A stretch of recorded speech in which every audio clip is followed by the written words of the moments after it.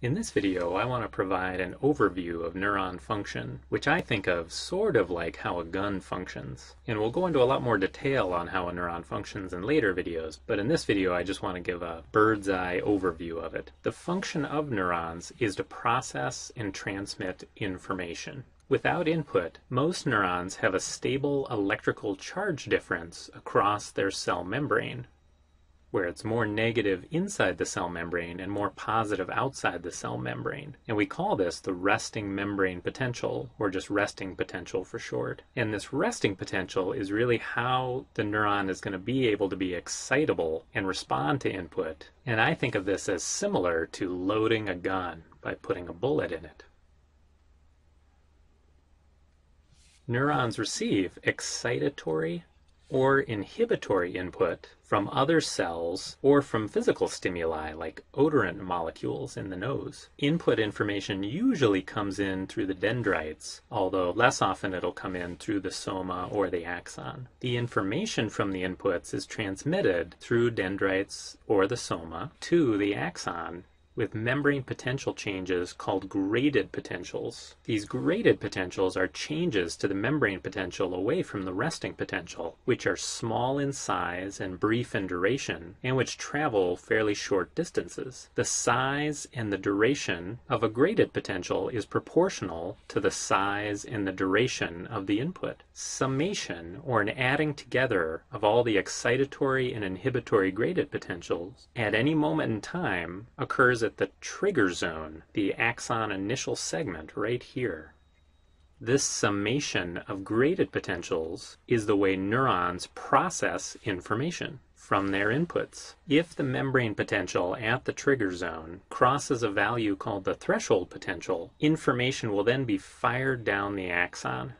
So I like to think of this process of summation of the excitatory and inhibitory graded potentials at the trigger zone as analogous to the trigger of a gun. In fact, that's why it's called the trigger zone. I think of the graded potentials as being like the finger on the gun that may be squeezing a little harder or relaxing, but once the trigger of the gun is pulled back past a certain threshold distance, a bullet will be fired down the barrel of the gun. Just like if the membrane potential of the trigger zone crosses a threshold value, information will be fired down the axon. The way information is fired down the axon is with a different kind of change to the membrane potential called an action potential. An action potential is usually large in size and brief in duration, but it's usually conducted the entire length of the axon, no matter how long it is, so that it can travel a very long distance, just like a bullet usually has no trouble making it down the barrel of the gun.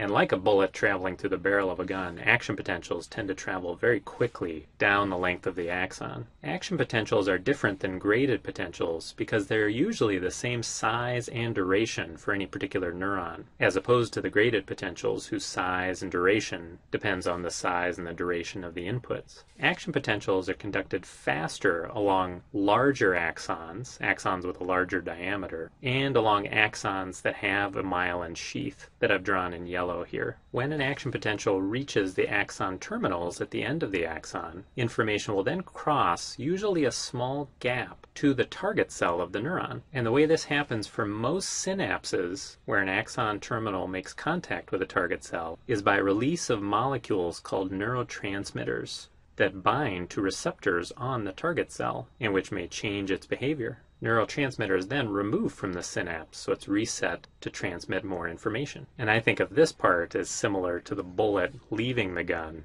to hit the target.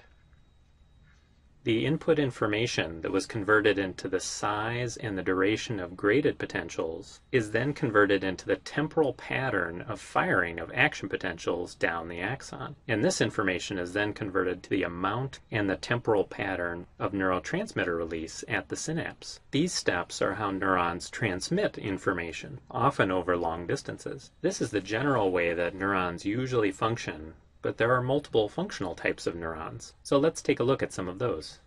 Here I've drawn a few different neurons with their somas in red, their axons in green, and their dendrites in blue. And I've drawn a line here to separate between the central nervous system on this side, so I'll just write CNS for short, and the peripheral nervous system on this side. So I'll just write PNS for short.